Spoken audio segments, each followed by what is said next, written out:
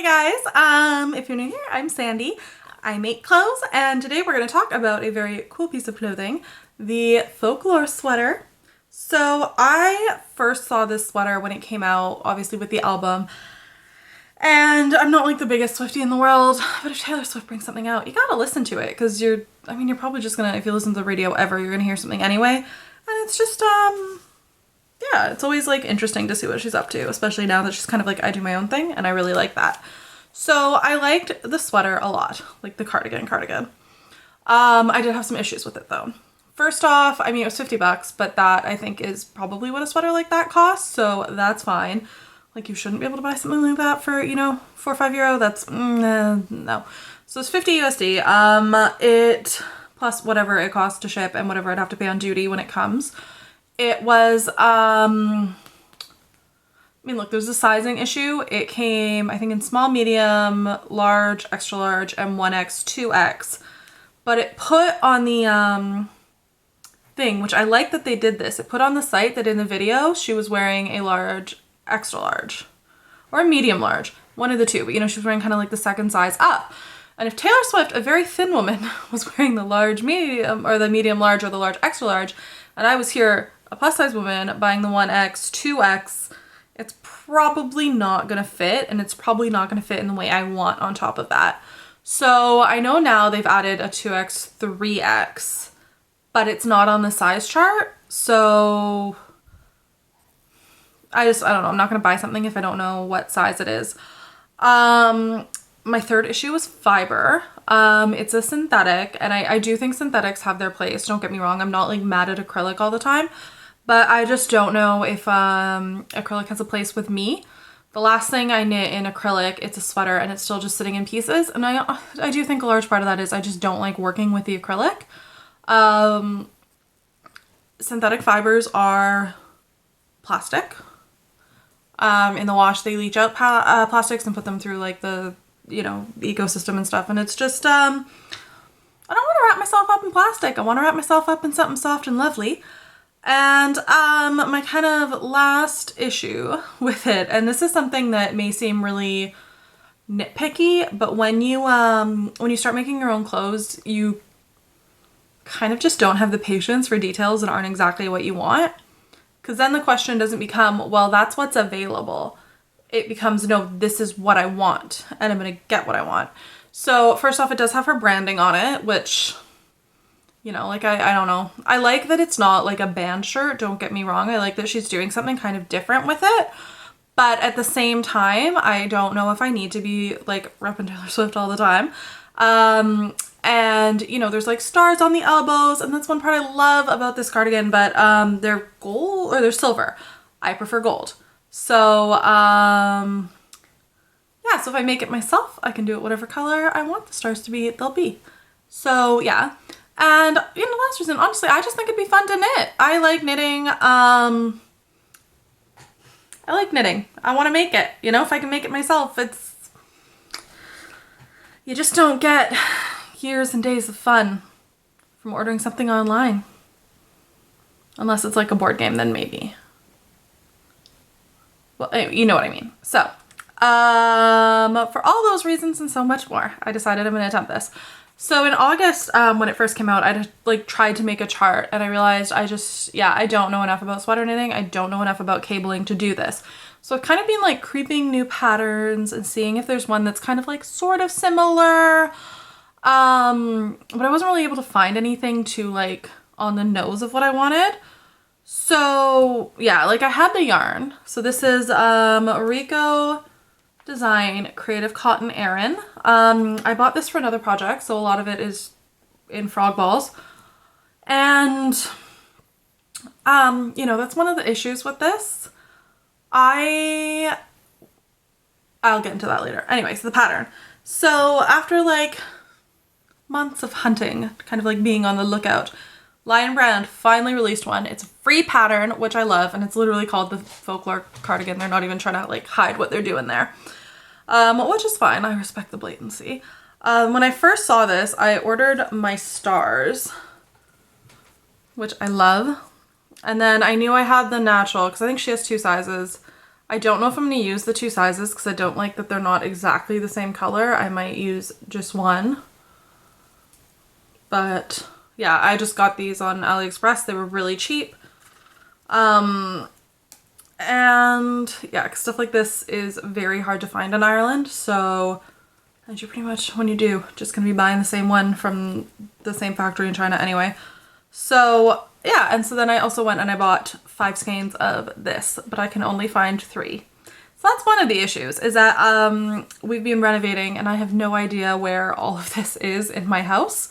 So I have a good buildup of it, but it's going to be a bit of an adventure, a little bit of a scavenger hunt. Also, I mean, if I don't have enough yarn in general, you know, dye lots are a thing if you're new to knitting. If you're new to knitting, don't make this project yet. Knit a few other things first. This is a hard one. But if you are new to knitting and, you know, you're just curious, there's something on yarn called dye lots. So that's, I think this number, I'd say it's partie because that's closer to French. This is a German company and I have no idea, but that's the dye lot. So if all of your yarn isn't from the one dye lot, there can be slight variations and it doesn't look obvious in the skein, but when you knit it, it can be very obvious.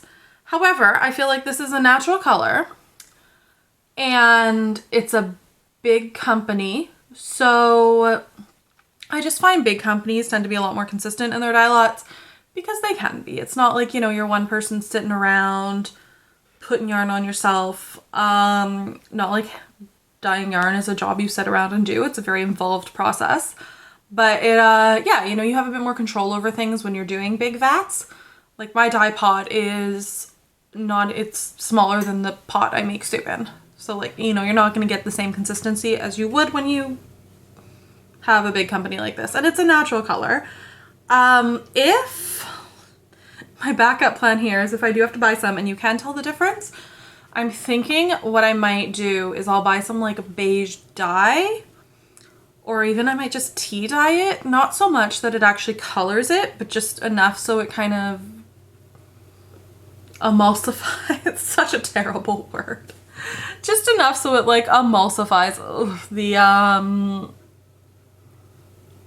yeah, what else can I say? It emulsifies the color and just makes it, or like brushes over it, you know. So who knows if I have to do that. I might have enough yarn. Part of the fun of this is going to be running around my house like a maniac trying to figure out where all this stuff is.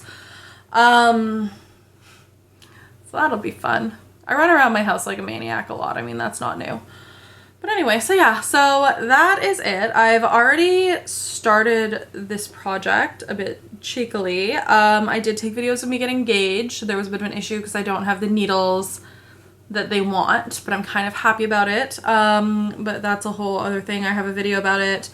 So this is as far as I've gotten, and I have to pull it out because the cables are messed up. Like, yeah, again, I have a whole other video where it like focuses in on it. But there's just an issue with some of the cables where they're laying on top and not cabling. So I started this January 2nd and I got this far. It is now January 8th? 9th? One of the two. I can't see my day planner for me. 8th. January 8th. So we're going to start this again. Trying to keep very transparent about dates because I think a lot of people think making a sweater is not an involved process, and I think I've seen a lot of like videos that just skim over it, but no, we're in it for the long haul. We're gonna get this sweater done. I want to be wearing it this summer. I'll be wearing it this late August. It's still summer, guys. So yeah. Anyway, roll to the gauge swatches. So while I wait for my shoes to freeze, yeah, because that's my life, I decided I think I'm gonna do a bit of knitting and have a bit of a relax. I've got a lot done today. So I don't know if I said this yesterday, but I decided, since you know how sometimes the math makes sense and it works until you start doing it, and then there was just another factor because you have to like shape the neck. So I think I got to where you have to start decreasing the neck, but then I forgot that like while doing that you have to do the armhole, and the math kind of just confused me. So what I decided to do is weave in the ends. I did extend when to start the neck by 2 centimeters because I didn't want it to be too low. So I don't even know what that's timers for. Anyway, what I decided to do was I decided to weave in the ends on the back, because then that way what I can do is just compare to where I have to start my armhole up there. And yeah, so I'm just gonna keep knitting this, keep doing my neck decreases, even though they're about to start getting confusing because I'm gonna have to decrease into that. But I think it's going to look good. I'm very excited. So it's Wednesday morning and we got Baxter staring at the window and we got my knitting. So I over knit this sweater a little bit. It was supposed to be 32.5 centimeters and I think I knit to like 35 because I got a bit too into it. So I had to pull everything back, and then I kind of was avoiding the project because, I mean, when you don't want to do something, you just avoid it and hope it fixes itself. But that's not how it works. So I finally got it to the point where it's good. And now I started on the decreases for the neck shaping. And I'm just going to keep going until I hit the armhole. And yeah, so it's good thing to do. I was going to do my nails today, but the IKEA order for the bathroom stuff is coming. So I think I'm going to build some IKEA furniture and then do my nails because, you know, when will the chips probably occur? But anyway, yeah, so that's the crafting of the day, is some nice calm knitting. I still can't wait for the sweater to be finished, and I can't believe I'm actually going to finish it within like the year. Hopefully. I shouldn't jinx myself. So it's Wednesday morning, and yeah, I don't know, I was going to dye today, but I think I might do it tomorrow. I don't know, it's only noon, I still could. Maybe I will. Yeah, I might. You know what, screw it, let's dye. But anyway, just as an update on this, because there was a bit of waiting involved. I managed to get this going, and I'm really happy with it.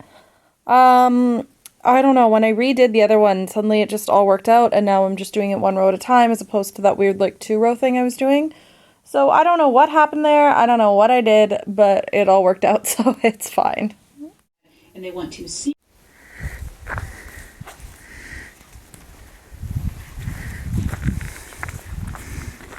Okay.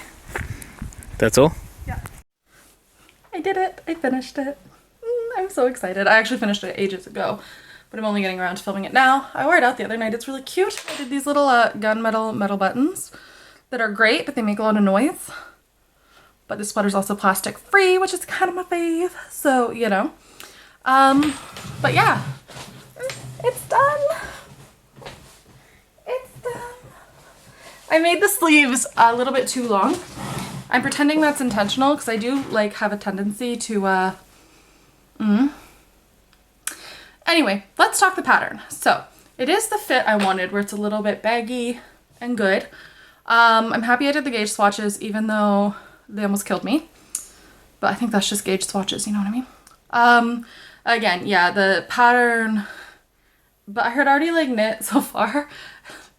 I think they're supposed to end here, but I already knit that much farther and I wasn't pulling it back. And again, you know, I think a wool yarn would have been better for some stretch recovery at them. But again, I wear it like rolled up and it's fine. I don't know what to tell you guys. I just really love this cardigan. I think I felt a bit weird wearing it out because I'm like, oh my god, people are gonna think I'm such a Swiftie. But nobody mentioned it. Like, you know, a couple of my friends were like, that's a Taylor Swift cardigan. But they already knew I was knitting it, so it's kind of like, yeah, and it's just a good comfy cardigan. I wore it camping, and it was so cute. Like, it's just good. I'm kind of happy I didn't make it in wool because I could wear it a bit during the summer and kind of now in this fall transitional season. Yeah, I don't know what to tell you. I just can't stop staring at myself in it because I just can't believe it's done. And yeah, guys, we did it. We made it here. Yeah, so if you're thinking of making one, use wool. Unless you're vegan, then the cotton does work. Didn't don't use acrylic. Acrylic's gross. Like I shouldn't crap on acrylic because there is a place for acrylic, but it's just kind of like you're making it yourself, stuff off of it, yeah. Yeah, if you're making it for yourself, do a gauge swatch and consider the fit that you want. Because again, like this is really baggy. Also, taking the sections, the cabling sections out of the arm made for a really baggy arm, which again, I don't mind because I kind of like that like it has that fit. I don't regret not doing those cable sections. I've thought about it a lot and I still cannot for the life of me figure them out. So yeah, thank you guys so much for hanging out with me through this entire long drawn out process that is knitting a sweater. Baxter says hi as well. Thank you guys so much. There'll be a blog post accompanying this, of course, and yeah, if you want to hang out with me again, please subscribe to stick around and look at me in my brand new hand knit sweater. I don't really brand new anywhere. I've worn it like a lot.